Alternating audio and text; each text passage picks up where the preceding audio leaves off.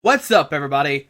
Welcome back to Team Fish Knuckles YouTube channel. Today we have another regionals report. This time around, we're talking about the ECC once again, and this time around, we interviewed Sydney, who is a senior who participated at the ECC juniors. I always forget like it's juniors, seniors, and masters. But we talk about her list, and make sure you pay attention. It's a very cool interview for sure. Don't want to give away any secrets. I'll keep it all secret. But she did play the Lucario Bats deck. We talk about a lot of people are going to freak out. They're going to see the one focus sash and be like, what's going on? Why the 1/1 lander is Haluchin line? Was the Giratina helpful? There's a lot of different questions to ask her, but hopefully you enjoyed this interview, and we'll see it right about now. What's up, everybody? Welcome back to Team Fish Knuckles YouTube channel. Today we're doing another regionals recap. It's kind of like a regionals. What's your name first off? I'm Sydney Morsoli. Alright, and I know I kind of said it's kind of like a regionals. Where exactly were you at?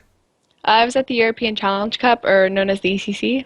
Okay, and for those who don't understand what the ECC is, could you explain it a little bit?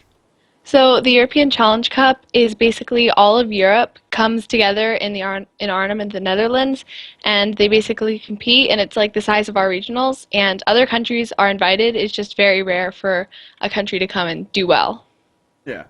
I guess when I try to explain it to people, it's basically like the European nationals, like, Yeah. yeah, so I don't know. That's the best way to explain it. But, I mean, obviously you're not from Europe, so that's the cool thing, right? Yeah. Okay, alright. But before we go over, let's just go over, like, your Swiss rounds. How did they go? It was okay. I played Lucario bats, and it wasn't a crazy deck. It was more pretty standard, no super weird techs. And game one, I typically dead drew. I don't know why, but I won games two and three always. I always got super set up in those. But game one, I just always had trouble getting going, and it wasn't like a super big problem. I don't know if it's just weird luck, but my games went pretty smooth. I was 3-0.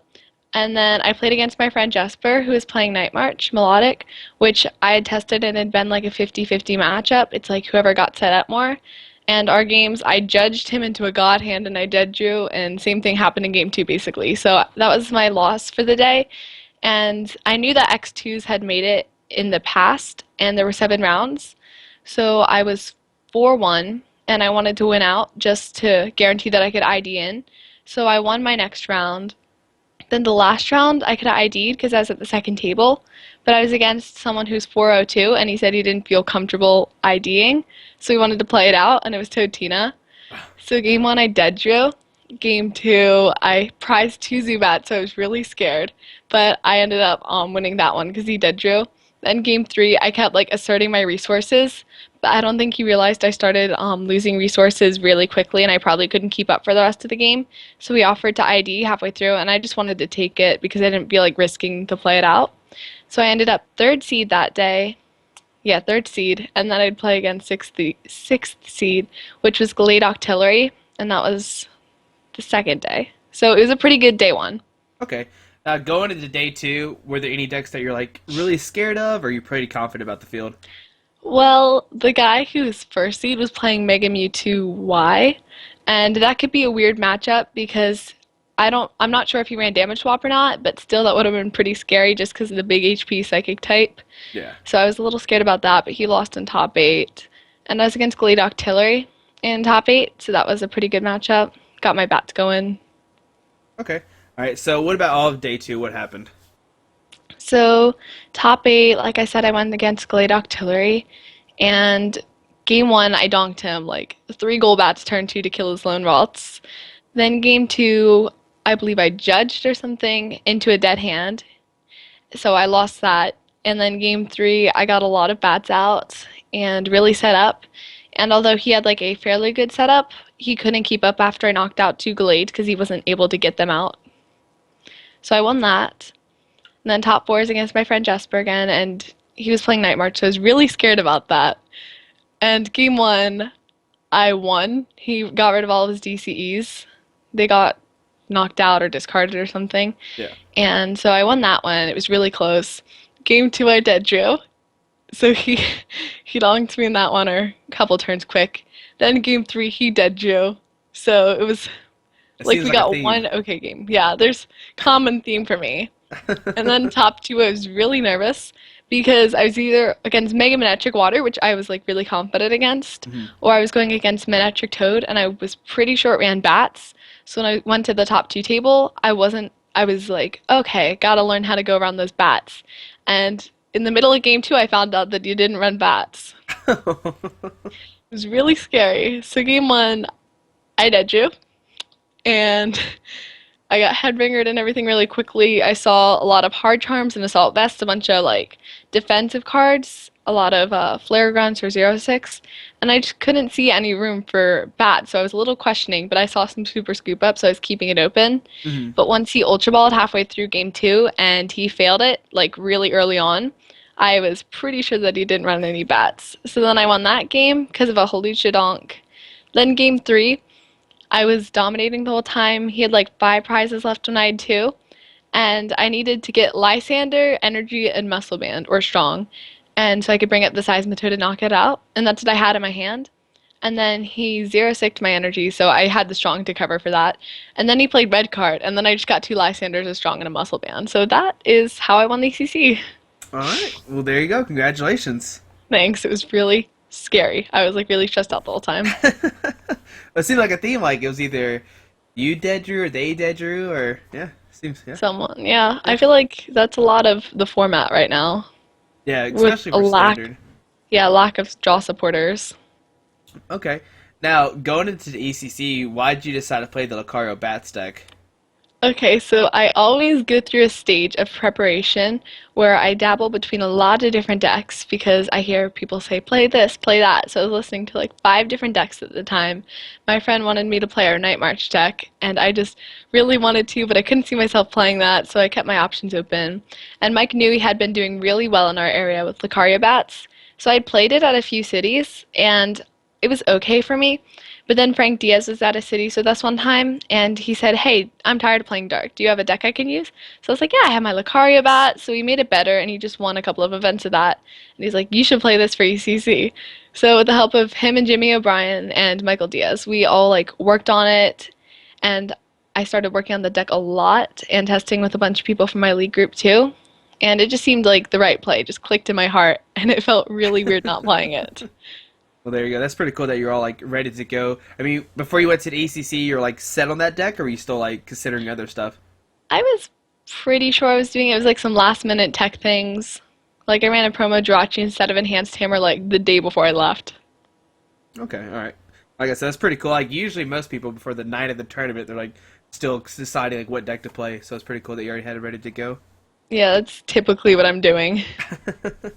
All right. Well, I got some questions about your list because I know some people are going to be somewhat interested about some stuff. Like you played the one Landers and then the one Halucha. Why not just play Yeah. like two of Halucha and no Landers or something?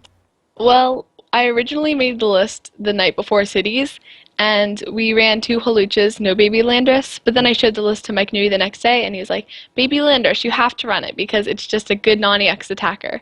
So I considered it. I played two Halucha and one Baby Landris for the majority of the time, and it'd been working out because Baby Landris just helped me a lot. Just when I wanted to use one prize instead of like a two prize attacker, or when I wanted to get more energies on the field after discarding a lot. Hmm. So I liked that. And then the Halucha thing was Frank Diaz. He cut it for another trainer's mail, I believe, or some other card, because he said, "Oh, two Halucha isn't necessary." And I liked only one Halucha. Like I wasn't ever finding myself wishing I had another one.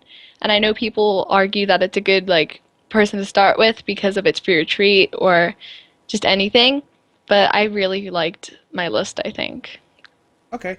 All right. Now let's see. I know one thing people are going to freak out about is the Focus Sash because usually when you see fighting decks, they're like, "Oh, you got to play three Focus Sash," or like, but you only play the one of. And I know some people are going to be so weirded out about that.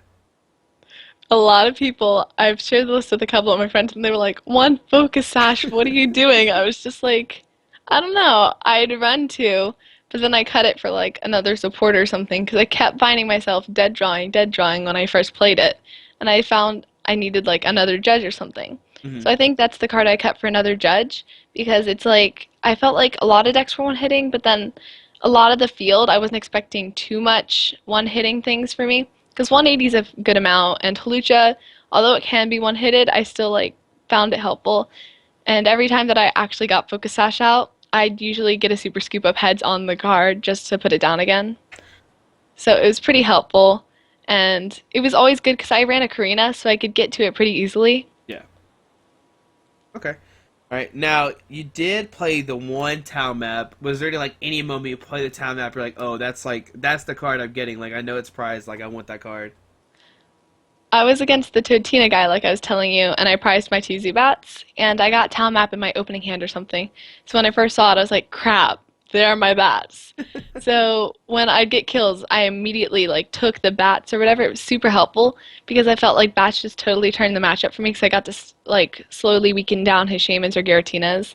So there were a lot of games where I felt like I prized a lot of important cards, and they weren't in the order I'd originally take my prizes, like from bottom to top. Hmm. And it was just really helpful to have that because bats, you're taking a lot of prizes in during your turns, so that can really help you. Okay. Now talk about the Toad Giratina matchup. You did play the one Jirachi. Was it super helpful, or did you even use it in the matchup?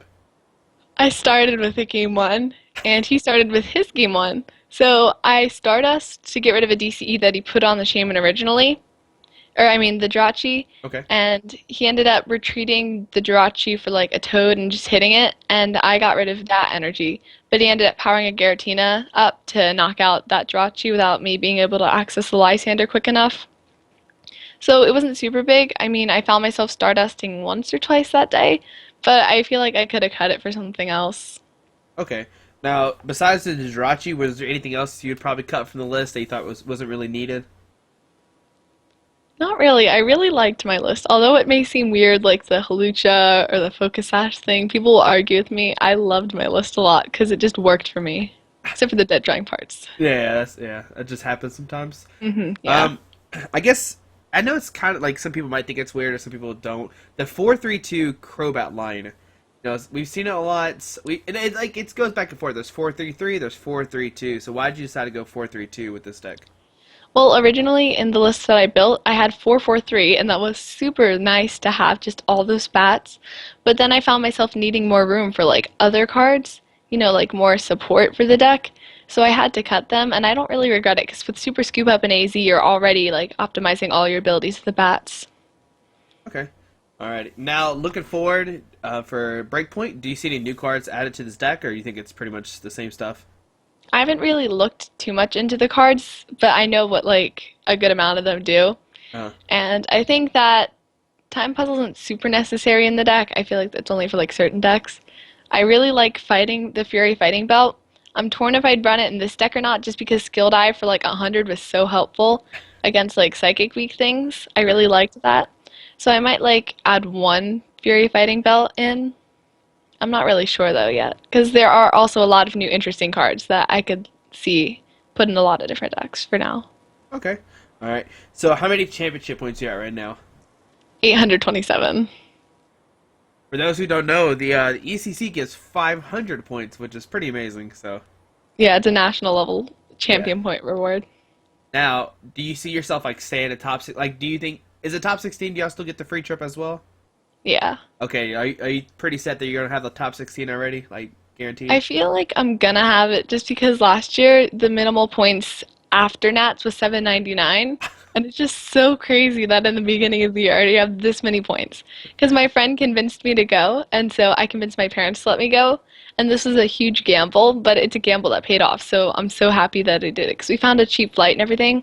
So it was the equivalent of flying to Wisconsin or something. Mm. So it was really worth the time that I missed from school, and it was a really short time, but I prepared so much for it. So I feel like this pays off for all of the year because I don't think I could get in that many cities because of all my bands and extra activities. I mean, now you basically guaranteed yourself a free trip to San Francisco, which is pretty cool. Yeah, it feels great Yeah. because San Francisco's so far away. Which is further, the ECC or San Francisco? Uh, I'm not really sure. I feel like ECC was. I hope the ECC is. That'd be pretty Yeah. crazy. Yeah. All right. Well, looking forward to our states. Are you going to participate in any, or you're good to go? Yeah, probably because I still have one more finish limit because the ECC counts as a regionals finish. So I can play. I know we're going to three for a fact because my dad has to judge. So depending on how I place in them, I might just like help out at the last states because there's no point in playing if I've already gotten enough points. I mean, you could be like one of those people who just grinch out people's invites or That's something. so mean. I'm not gonna do that to No, no, people. no, I wouldn't say that. I know some people they Spirit of do the that. game, guys. Spirit of the game. Alrighty, well, do you have anything else you want to say about the ECC before we head out?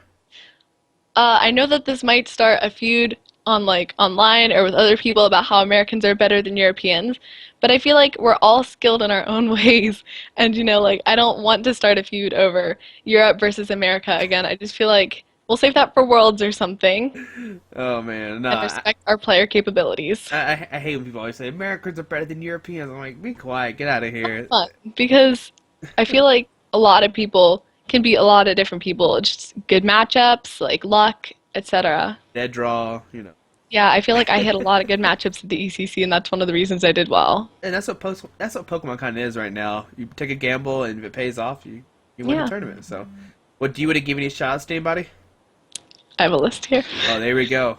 Yeah, I was really ready for this. There you go. Okay. Okay.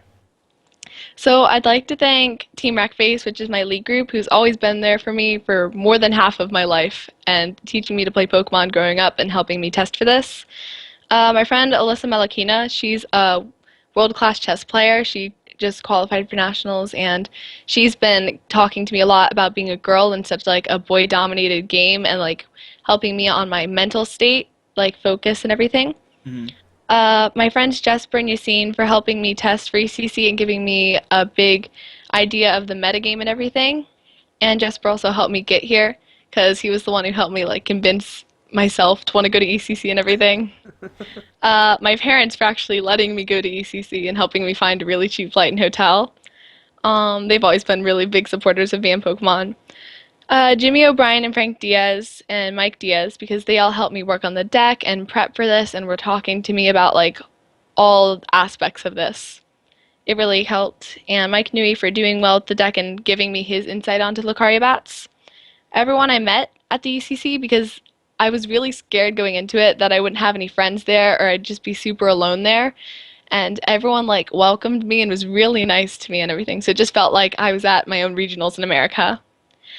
And just everyone who supported me for all of my life in Pokemon because I feel like I've just evolved so much as a competitive player in the past couple of years. And a lot of people that I've met throughout all of Pokemon have really helped me with that. Alrighty. Well, there you go. Well, thank you once again, Sydney, for doing this interview. And congrats Yeah. on winning the ECC. I think you're the first American to win it, correct? Yeah. I think you might be the first American to participate in it. Not. No, my friend's been in it a couple of years, so There you go. There you go. But yeah. first American, so very nice. Thank you. Alright, once again, congrats on winning. And thanks everybody for watching. I hope you enjoyed this video, learned something new about the ECC, learned something about Lucario bats. But I hope you have a great day. Thank you once again for Sydney. Alrighty, guys. Bye. Bye.